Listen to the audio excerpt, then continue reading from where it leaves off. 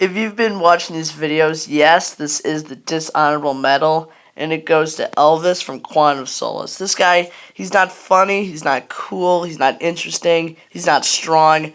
Honestly, his character isn't even necessary in the story at all. His death isn't even cool. And now, with the good of the bad people, I guess, and that is T. Heath Johnson from Live and Let Die. I thought I wanted to put him higher, but there's been a lot of characters like that. Irma Bunt from On Her Majesty's Secret Service. She gets points for killing Tracy, so, good for her. And then Ormoff from Goldeneye. I don't think there's really anything else you can do with this character. But, number 10, and, ooh, I just love this character. Or characters, and that is the knife-throwing twins from Octopussy. These two, don't really talk at all, but, that's okay. They're very cool characters. I thought they both had very cool deaths, I guess you could put it that way.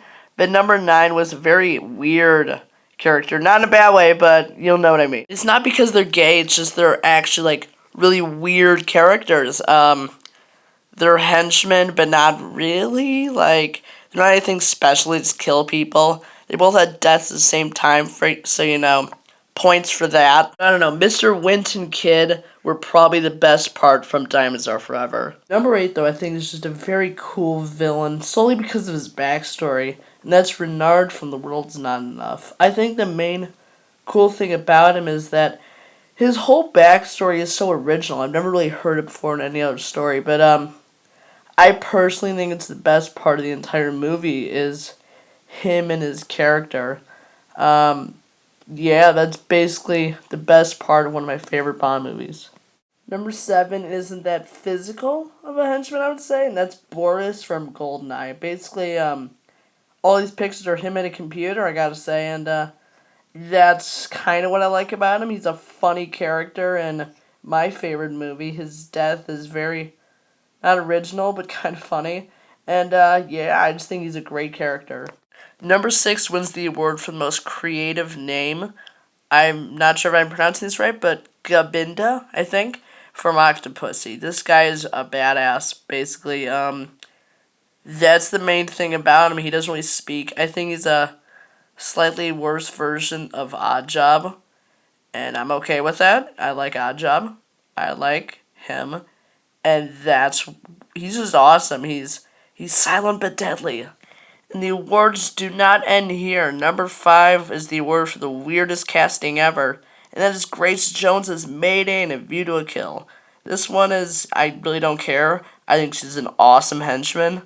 I'm actually very happy that they casted her. It's the equivalent of having Lady Gaga as a henchman. It was a very weird choice, but I think she's a great character. Very suitable for the film that she's in, and overall, just a great henchman. Number 4, this might be the first and last time you'll ever see this, but something from Goldeneye is not number 1. That's Xenia from Goldeneye. What a shocker. But, I think she's a slightly better version of Mayday, to be honest with you. She's Russian, obviously, and she stays on the bad side. That's really the only differences I can see between the two. They're both great characters. I just think Xenia is slightly better and slightly more suitable for its film. Number 3 is a tie, solely because I believe they're the same character, really, and that's Red Grant and Rosa Klebb from Russia with Love. These two, I count them as a tie solely because they're kind of doing the same thing, really.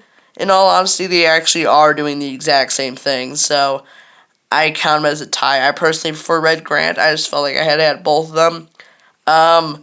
Both great characters. Number 2 is most people's favorite henchman, and that is Oddjob from Goldfinger. He's basically the classic henchman, really, and everything from his hat to his personality is awesome.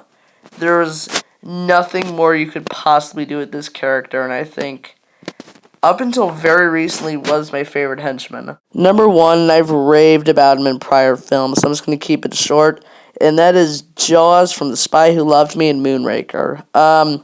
He's just a fantastic character all around. I love his character. There's nothing wrong with him, really.